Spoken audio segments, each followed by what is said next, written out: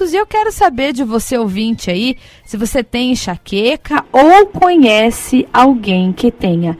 E a partir de agora eu vou conversar com o Dr. André Marques Mansano, que é médico intervencionista da dor na Singular, no Centro de Controle de Dor e no Hospital Israelita Albert Einstein. Dr. André, boa tarde, seja bem-vindo ao programa Nossa Gente.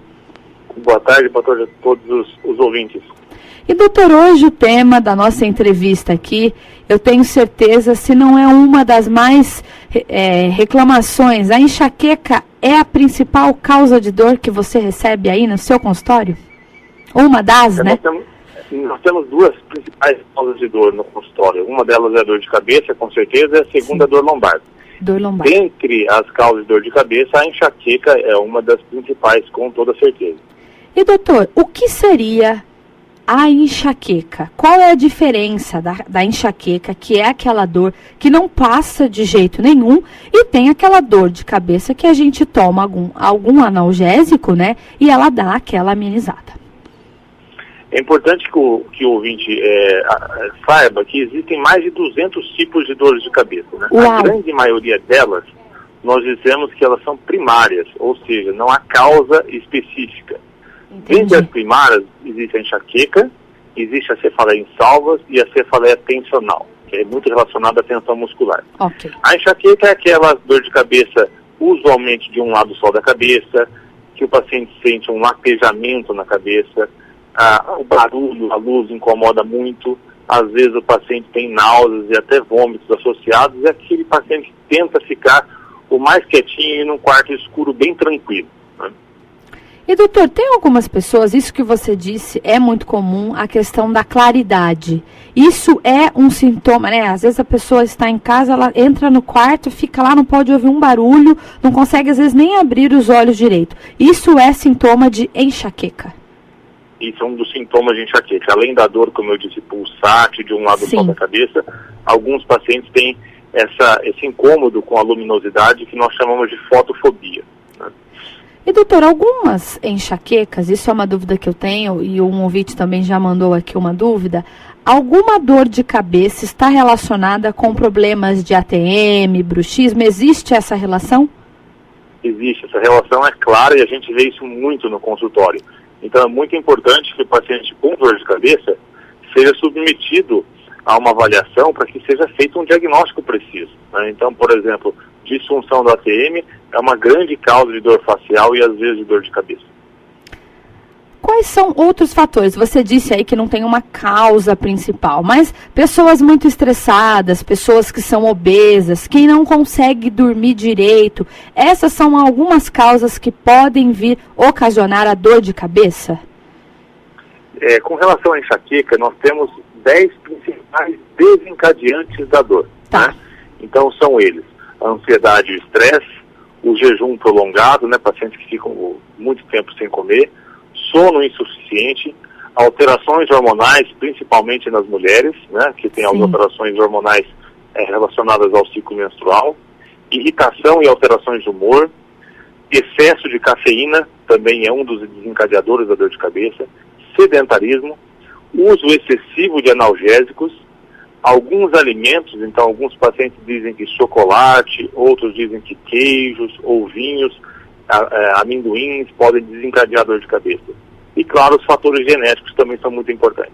São esses 10 os principais desencadeantes da dor de cabeça. Doutor, a enxaqueca, você disse aí que são mais de 200 tipos, né, de cefaleias, de dores de cabeça, ela é genética, é hereditária ou não? Ela é genética, não quer dizer que todo filho de paciente que tem dor de cabeça vai ter, que tem enxaqueca vai ter, mas há um fator genético importante. Então, filhos de pacientes que têm enxaqueca têm mais chances de ter enxaqueca. Eu gostaria que o senhor também reforçasse aqui a importância da ajuda de um médico sempre nesse acompanhamento, porque com certeza o senhor já deve ter escutado isso. Minha mãe toma esse remédio e eu tomo também e melhora, mas depois a dor volta. Então, você está aí mascarando a dor que poderia ser resolvida de uma outra maneira, né? Isso é muito importante que fique claro. É muito importante que se faça um diagnóstico da causa da dor de cabeça quando ele existe. Então, como eu disse, a grande maioria das dores de cabeça não tem causa. Sim. Mas uma dor de cabeça pode estar escondendo alguma doença, por exemplo, um pouco mais séria. Então é fundamental que seja feita uma avaliação médica minuciosa para que seja descartada essas causas específicas de dor, porque daí o tratamento vai ser voltado para aquela causa específica e não necessariamente apenas com analgésico. Ótimo. E quando você diz aí a doenças mais graves, eu acho que é legal também a gente alertar aí aos sintomas do acidente vascular cerebral, né? O famoso AVC.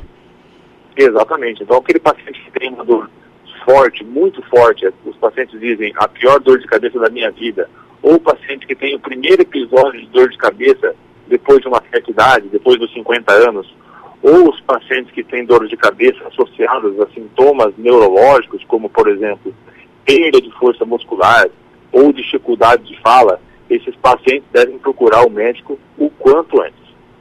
O quanto antes para que consiga, né, esse diagnóstico precoce, possa resolver esse problema, né, doutor? Perfeitamente. Doutor, você diz também que além da enxaqueca, que é a 10ª doença aí mais incapacitante que acomete em torno de 15% da população mundial. E crianças também têm esse quadro de enxaqueca? Crianças também têm.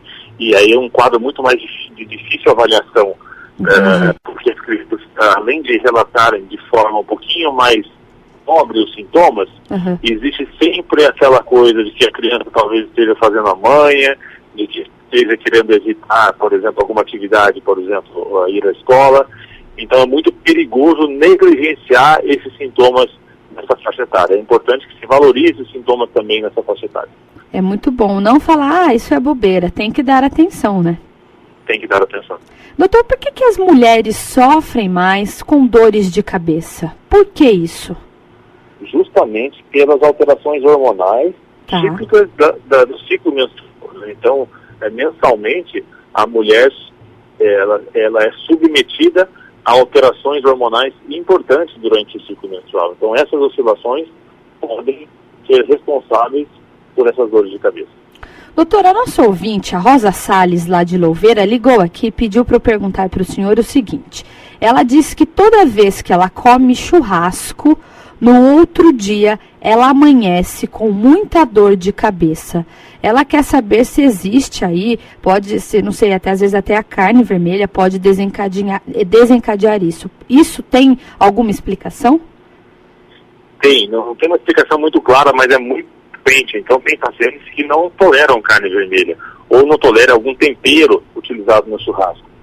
O importante é, você sabendo qual alimento que desencadeia a cefaleia, a dor de cabeça, é claro que é muito melhor evitá-lo. Claro. A não ser que o paciente não consiga, mas isso é muito, muito raro. É melhor evitar, então, o churrasco, que apesar de ser gostoso, não é tão saudável assim.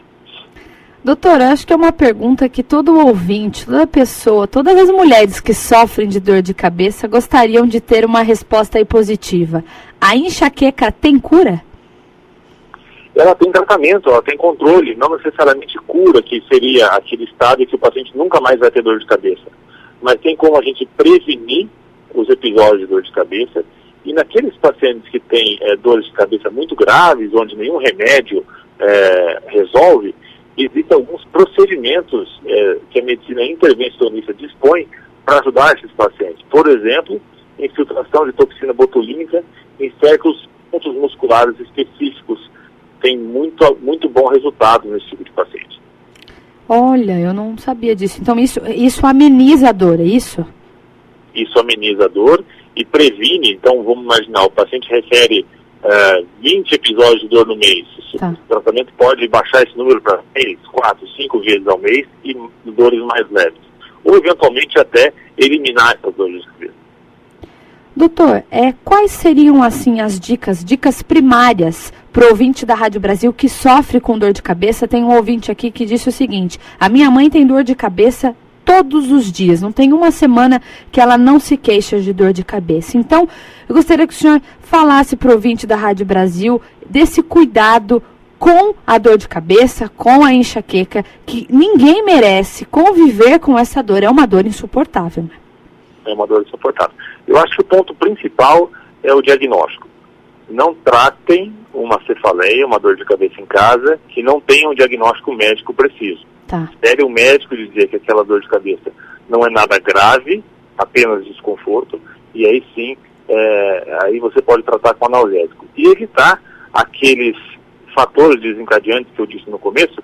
Se alguém chegou agora para ouvir, eu vou repetir: ansiedade, estresse, jejum prolongado, sono insuficiente, alterações hormonais, irritação e alterações de humor, excesso de cafeína, sedentarismo, uso excessivo de analgésicos, alguns alimentos como chocolate, vinho ou queijo e fatores genéticos que não dá para evitar. Mas evitar esses fatores que nós dizemos, entre aspas, que são evitáveis. Doutor, uma outra ouvinte mandou uma pergunta aqui pelo Facebook dizendo o seguinte, que o filho dela tinha muita dor de cabeça e acabou fazendo o exame e o remédio que o médico deu foi para a epilepsia. Isso é certo? É correto? Ela sofreu de dor de cabeça, é isso? Isso. O filho, no caso, sofria de dor de cabeça e no tratamento o remédio era para epilepsia, mas eu acho que é uma dosagem menor, né?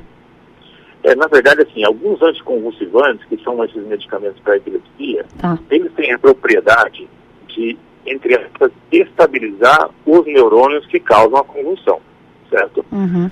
O que se percebeu é que alguns medicamentos que têm essa propriedade anticonvulsivante também conseguem, entre aspas, estabilizar os neurônios que carregam a informação de dor. Então, muito provavelmente, esse médico não deu o medicamento para o fim da epilepsia, e sim para aproveitar esse efeito do medicamento no controle da dor crônica. É totalmente uma boa conduta médica. Ótimo. Doutor, você disse também a respeito aí dos problemas na coluna, na lombar. Algumas pessoas acabam tendo a dor de cabeça, começa no pescoço, né? Nos ombros, aí vai no trapézio. E essa dor acaba ocasionando a dor de cabeça. Qual que é essa relação? É a famosa cefaleia, enxaqueca tensional? Não. Essa cefaleia pode ser a cefaleia cervicogênica, uma cefaleia específica que ela tem origem em alguma estrutura do pescoço. Pode ser uma estrutura muscular, ou pode ser, por exemplo, nas articulações entre as vértebras do pescoço, que podem sofrer processo de artrose. Então, o paciente pode ter uma cefaleia que, de fato, vem aqui atrás do pescoço e, eventualmente, se irradia até para a região dos olhos. Isso. Na grande maioria das vezes, essa cefaleia é de um lado só. Alguns pacientes referem ela dos dois lados. Ela é chamada, então, cefaleia cervicogênica, que vem, a expressão diz, originada do pescoço. Ótimo. Doutor André, a respeito da enxaqueca, dor de cabeça, deixamos de falar algo que o senhor acha bom frisar neste momento para o ouvinte da Rádio Brasil? Não. Resumindo, diagnóstico, evitar aqueles fatores desencadeantes e não se desesperar, porque há cada vez mais tratamentos mais novos e modernos para esse tipo de dor de cabeça. Ótimo, eu quero agradecer a sua participação aqui no programa Nossa Gente. Muito obrigada pelas suas dicas e pelos ensinamentos nesta tarde. Muito obrigada. Eu que agradeço. Boa tarde a todos. Obrigada, igualmente.